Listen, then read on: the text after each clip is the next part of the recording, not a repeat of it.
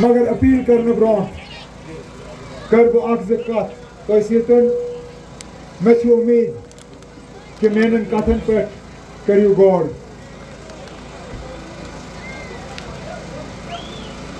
सन बुजुर्गन आस याद एक दौर ऐसा था जब हम सियासी तौर पे भी गुलाम थे, इक्तिसादी तौर पे भी हम गुलाम थे। हमारी कोई आवाज़ नहीं थी, हमारा कोई पहचान नहीं था।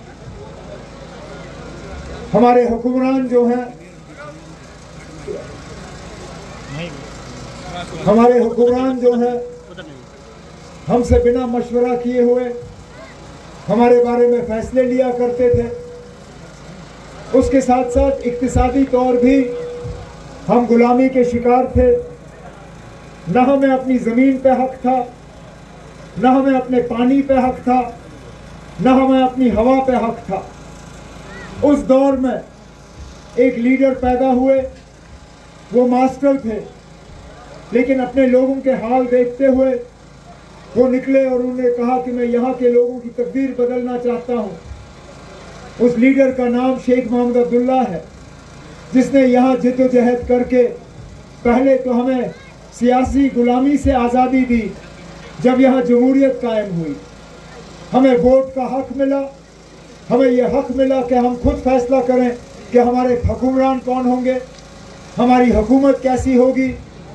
हमारे जो है हमारे से मशवरा करके हुकूमत की जाती थी। लेकिन शेर कश्मीर इतने सही मुतमईन नहीं थे।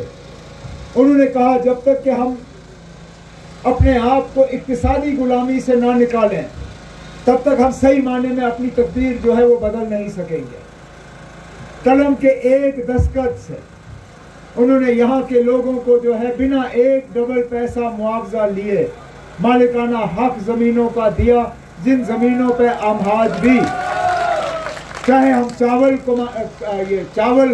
उगाएं, चाहे हमारे सेब के बाग हों, चाहे अखरोट के बाग हों, बादाम के बाग हों, चाहे हम ज़ाफ़रान जो है ज़मीन से पैदा करें, लेकिन ज़मीन हमारी है, ज़मीन का मालिकाना हक हमारा है। हमारे पास कम से कम इस बात का एहसास तो है कि हम अपने बच्चों के लिए और कुछ नहीं तो ये ज़मीन का एक टुकड़ा जो है अपने बच्चों के हवाले कर सकते हैं। आज मुसीबत ये है कि हमें दोबारा उस सियासी और इक्तिसादी गुलामी की तरफ धकेल दिया जा रहा है। हमें जो है हमारी आवाज़ दबाई जा रही है, हमें जो है अपने फैसले करने से हमें रोका जा रहा है। आज हमारे हुक्मरान जो हैं एक बार फिर उस मुकाम पे आए हैं कि हमसे बिना पूछे जो है हमारी तकदीर का फैसला होता है। 370 यहाँ से उड़ाया गया, हम में से किससे पूछा गया? यहाँ इस रियासत के 2 हिस्से हुए, हम में से किससे पूछा गया? यहाँ पे हमें रियासत का दर्जा लेके हमें यूनियन टेरिटरी का दर्जा दिया गया, हम में से किससे पूछा गया? हमारे इन फैसलों में कहीं पे भी हमारी इजाज़त नहीं ली गई। आज हमें हर लिहाज से आप देखें, मजहबी तौर जो है हमारे मजहब पे रोज़ हमले हो रहे हैं, हमारी जो है इक्तिसादी आज़ादी पे रोज़ हमले हो रहे हैं। आज पूरे मुल्क में मुसलमानों को बदनाम करने के अलावा और कुछ नहीं हो रहा है। यहाँ पे तकरीरें की जाती हैं इलेक्शन के दौरान बाकी मुल्क में, और तकरीरों में क्या कहा जाता है कि ये मुसलमान जो हैं ये हिंदुओं के जेवर छीनेंगे, ये मुसलमान आएंगे तो ये हिंदुओं की ज़मीनें ले लेंगे, ये मुसलमान आएंगे ये राम मंदिर पे बाबरी मस्जिद का ताला लगाएंगे। अब नई बात उन्होंने ये शुरू की, कहा ये इलेक्शन जो है ये राहुल गांधी और नरेंद्र मोदी के दरमियान है, ये तरक्की और जिहाद के दरमियान है।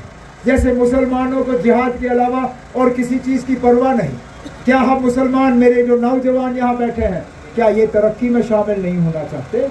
क्या ये नहीं चाहते कि जिस सड़क से हम पटन से आए हैं उस सड़क पे 1 मीटर पे भी मुझे तेल नज़र नहीं आया? एक जंप, गड़का, हालत सड़क की खराब। यहाँ बिजली का निज़ाम, मैं अपने साथियों से पूछ रहा था बिजली का क्या हाल है। यहाँ 8-8, 10-10 घंटे बिजली कट, और बिजली का बिल जो है आपको वक्त में मिलता है। और आज बिजली की कीमत, जब मैं वज़ीर आला था, महीने का बिजली का बिल आपका 200 रुपये, 250 रुपये, ज़्यादा से ज़्यादा 300 रुपये। आज आज देहात के इलाकों में कम से कम बिजली का बिल जो है अब 1640 रुपए पे पहुंच गया है। आपके घर में क्यों ना एक ही बिजली वो बल्ब हो, आपको 1640 रुपए का बिजली का बिल मिलता है। इन्होंने आपके राशन का क्या हाल किया? एपीएल को राशन की स्कीम से इनके दौर में आपको निकाला गया। नौजवान आज जेलों में बंद हैं। न सिर्फ जम्मू कश्मीर की जेलों में, हजारों ऐसे हैं जो रियासत जम्मू कश्मीर के बाहर आज जेलों में सड़ रहे हैं। उनके माँ बाप के पास पैसा नहीं है कि वो जाएं और उन जेलों में अपने बच्चों को मिलें। अदालत में मुकदमा लड़ना तो दूर की बात। ये हम नेशनल कॉन्फ्रेंस वाले कह रहे हैं कि हम किसी एक की नुमाइंदगी नहीं करेंगे, हम उन तमाम हजारों की नुमाइंदगी करेंगे जो उन जेलों में बंद हैं। उनको हम उन जेलों से छुड़वा के यहाँ वापस लाने का काम करेंगे। मेरे नौजवान भाई जिनको सीआईडी के वेरिफिकेशन पे आज तंग किया जाता है, ये पासपोर्ट लाने जाते हैं, इनको कहते हैं आपकी सीआईडी वेरिफिकेशन नहीं होगी। ये सरकारी नौकरी लेने जाते हैं, इनसे कहा जाता है आपकी सीआईडी वेरिफिकेशन नहीं होगी। आप बैंक लोन लाने जाते हो, आपको कहा जाता है। और कसूर क्या?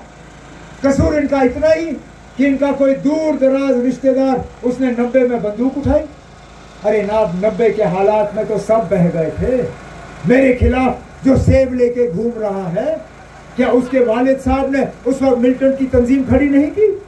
क्या उन्होंने उस वक्त बंदूक नहीं लाए? क्या यहाँ के नौजवानों को उनके हाथों बंदूक नहीं दी गई? अगर उसके पास पासपोर्ट है, अगर उसको बैंक का लोन मिल सकता है, अगर वो हुकूमत में बीजेपी के कोटा में वजीर बन सकता है, तो मेरे नौजवानों को पासपोर्ट क्यों नहीं? मेरे नौजवानों को बैंक लोन क्यों नहीं? मेरे नौजवान साथियों को सरकारी नौकरी क्यों नहीं? यही तो मुसीबत है। हमने सख्ती, तबाही, बर्बादी, मायूसी, इन चीजों के अलावा कुछ नहीं देखा। लेकिन इलाज आपके हाथ में है। आपको जरा सी मेहनत करनी होगी। आज जितनी मेहनत आपने इस जलसे के लिए की, उससे कई गुना कम आपको मेहनत करनी होगी जब आप 20 तारीख को पोलिंग बूथ में जाके अपने कीमती वोट का इस्तेमाल करके यहां से उम्मीदवार भेजोगे। यहां आके जो है शुमाली कश्मीर में शाहीन साहब के लिए वोट मांगे हैं, मैंने शारिक साहब के लिए वोट मांगे हैं, मैंने अकबर लोन साहब के लिए वोट मांगे हैं, मैंने यहाँ एमएलए के इलेक्शन में वोट मांगे हैं। लेकिन ये मेरी खुशकिस्मती है कि पहली बार जिंदगी में मुझे शुमाली कश्मीर पटन की सरजमीन पे मौका मिला है अपने लिए वोट मांगने के लिए। और ये वोट